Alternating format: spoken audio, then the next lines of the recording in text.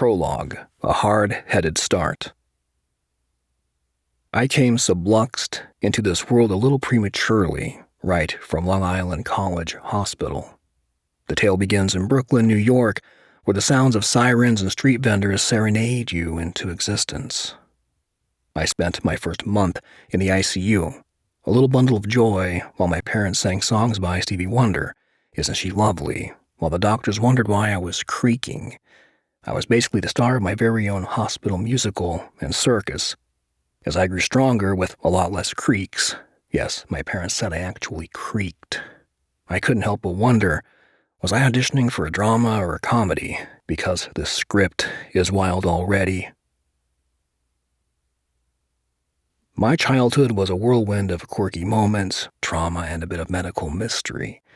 You see, I was blessed with Ehlers-Danlos syndrome, which is fancy talk for being overly flexible, but also a walking medical conundrum. Had a lot of dislocations, subluxations, and other things that ended in shuns.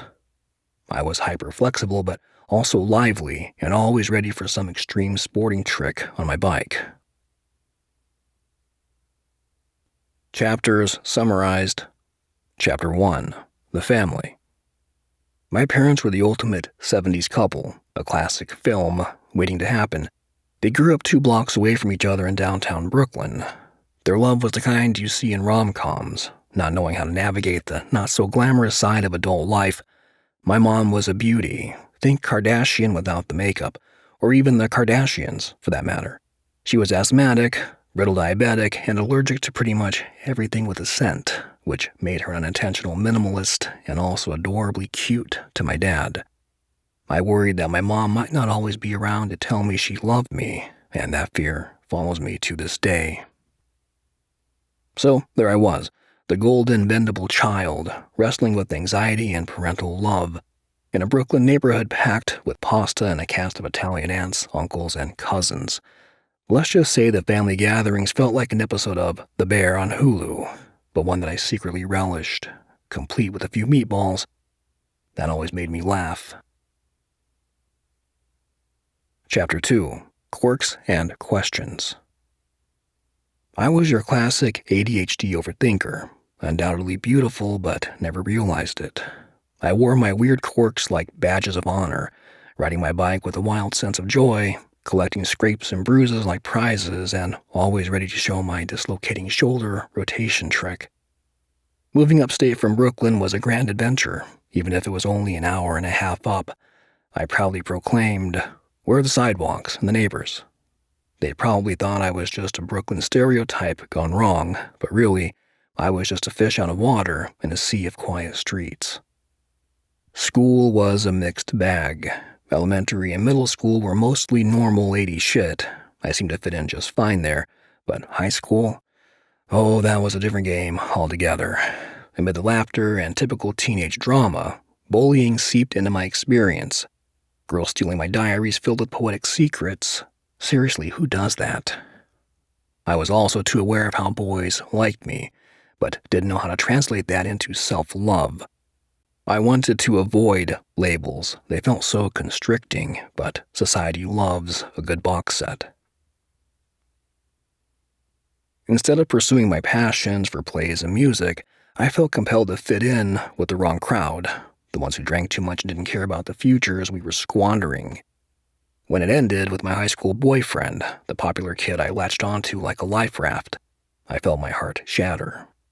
I flirted with despair, contemplating jumping in front of the first car if he didn't take me back, just to escape that mind-numbing agony. Classic teen drama, right? Chapter 3. A not-so-rebellious rebel. So, as any self-respecting 19-year-old would do, I decided to rebel. Spring break beckoned and I went. Met a guy at the beach who was just so fun, and we began a romance flying back and forth from 9 states, enjoying the freedom and excitement. Without even realizing he turned into a controlling specter of my whirlwind adventure, we married on a whim, even though I felt the reluctancy in my heart, all while his family struck gold thanks to, the lottery, and a family car wash business. Talk about a sitcom plot. The illusion of a dream, a beach house, a new life, but it was like wearing a beautiful dress that was 2 sizes too small, the seams barely holding. The cracks in my fairy tale showed. I wrestled with the weight of my insecurity as I lost myself in adapting to him. I am not sure how or why I became this woman, but confidence wasn't my strong suit. I didn't trust my instincts. I didn't take control over my own life. Perhaps it would help me in my later years.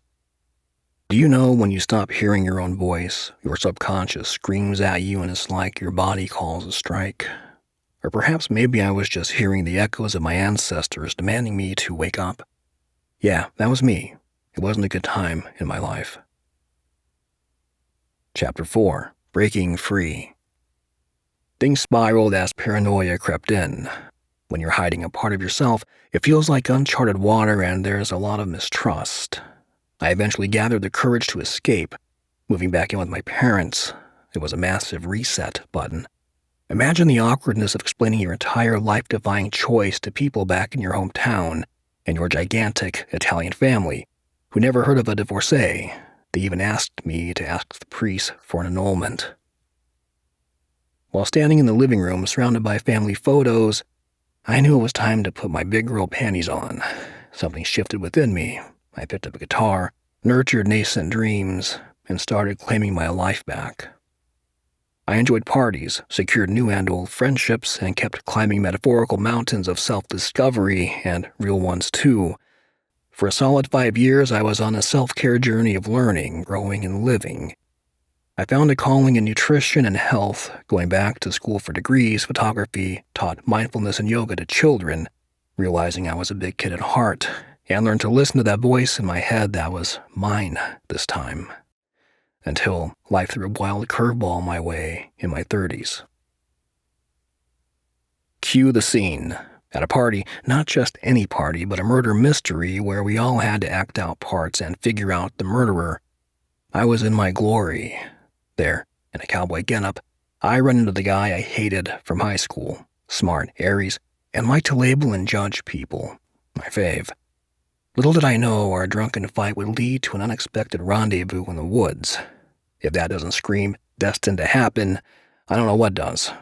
We became inseparable. Our dynamic was electric, filled with misunderstandings, but always riveting. Chapter 5. The Twists of Fate. Fast forward and I'm feeling nauseous. Here we were, 6 months in, pregnant and expecting. Just so you know, sinus medication and birth control equals baby.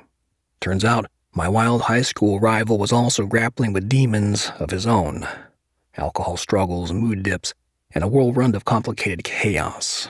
And here I was, trying to know and be everything for him. Cue the realization that I keep losing myself. After years of futilely trying to mold into someone else, I chose light over confines, picking up my messy life and leaving when our child was only 4. I emerged from the fog, catching my breath, realizing how my choices echoed into my child's world. This isn't to blame anyone else but my own fearful self, who didn't create my own path I yearned to trod upon. Epilogue: A Mother's Journey.